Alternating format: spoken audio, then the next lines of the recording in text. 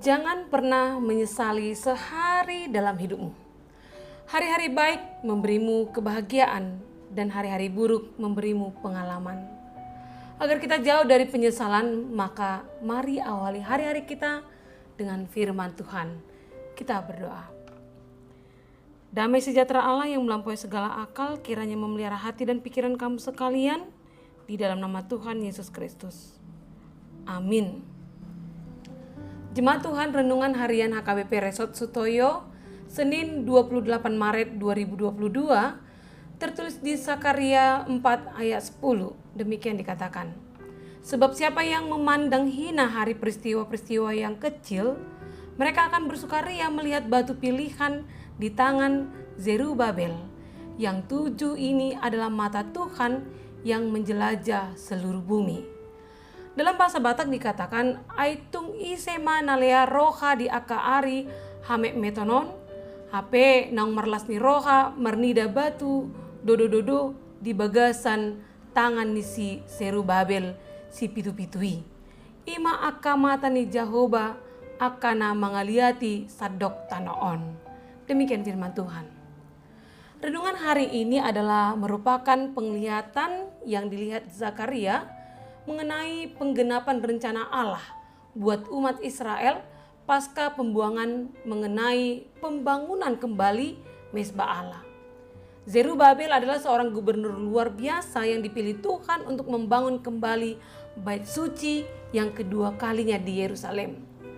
Namun, pekerjaan itu segera terhenti karena berbagai pertentangan dari banyak pihak.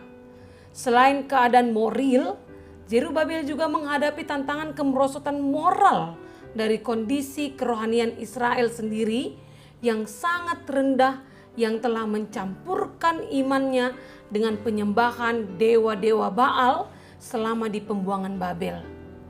Bangsa Israel telah menganggap enteng terhadap peristiwa peribadahan dalam Mezbah Allah. Meski demikian, gunung permasalahan sebesar apapun dapat diratakan oleh Tuhan. Pembangunan pun kembali dimulai dan diselesaikan oleh Zerubabel. Tepat seperti yang dinubuatkan oleh Tuhan melalui Zakaria, bukan karena kepandaian atau pengaruh besar Zerubabel, tetapi hanya karena kuasa Tuhan.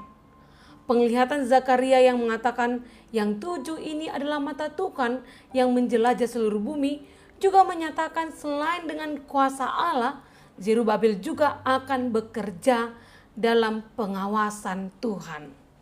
Oleh karena itu dia selalu melakukan segala pelayanannya dalam membangun kembali Mezbah Allah dalam ketaatan imannya kepada Tuhan.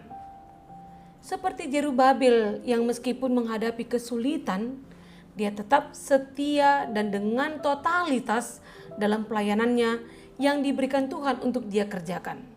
Demikian juga kita dipanggil dalam pelayanan kita. Tidak hanya di gereja saja, juga seluruh aktivitas kehidupan kita, baik di sekolah, pekerjaan, hobi, di rumah tangga, semua harus untuk memuliakan Tuhan. Mungkin apa yang baik yang kita lakukan dalam pekerjaan kita dipandang layaknya batu kerikil kecil seakan tak begitu berarti. Namun percayalah, melalui hal kecil yang Anda lakukan akan mendatangkan sukacita bagi Anda dan juga bagi sesama kita. Nick Pujisi dilahirkan tanpa kaki dan lengan. Meski begitu dia tidak mengizinkan keadaannya menghalanginya untuk melayani Tuhan. Pernah suatu ketika dia diundang untuk berbicara kepada tahanan penjara bersama dengan pemuka agama lainnya. Ketika gilirannya untuk berbicara tiba, dia bersaksi tentang Yesus Kristus sebagai juru selamatnya. Dan secara menakjubkan 50% dari mereka mengangkat tangan mereka untuk menerima Yesus sebagai juru selamat mereka. Dari kisah Nick, kita bisa belajar bahwa keterbatasan kita tidak akan menghalangi pelayanan kita selama itu kita gunakan untuk kemuliaan Allah.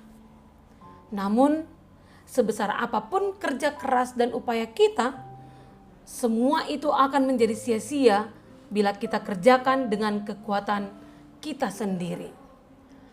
hanya dengan melibatkan dan terlebih lagi mengandalkan Roh Allah, kita bisa mengalami terobosan besar yang kita nanti-nantikan dalam kehidupan kita.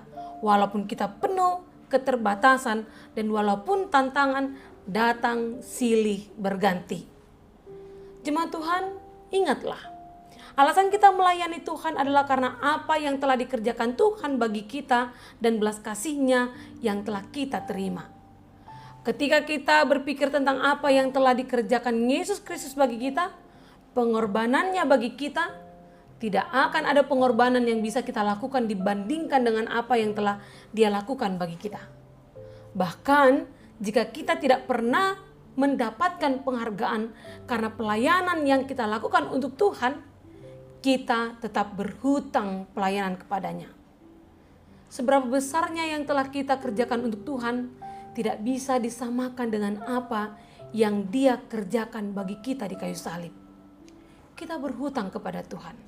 Dan sebagai anak-anak Tuhan, kita akan kembali ke rumah-Nya yang kekal bersama Dia kelak. Oleh karena itu, tetaplah setia layani Tuhan. Apapun pekerjaan dan profesi kita, layanilah Tuhan dan mulailah dari keluarga kita dan orang-orang yang di sekitar kita. Amin, kita berdoa.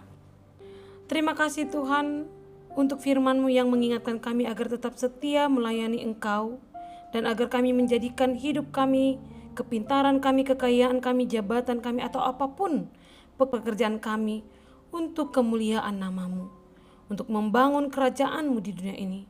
Oleh karena itu Tuhan, berikan kuasa Roh Kudus bagi kami agar kelemahan dan keterbatasan kami tidak melemahkan semangat kami melayani Engkau.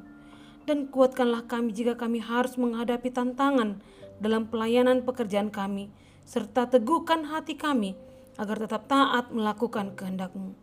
Terima kasih Tuhan. Amin. Jemaat Tuhan, selamat menjalani hari Anda hari ini. Salam sehat, Tuhan memberkati.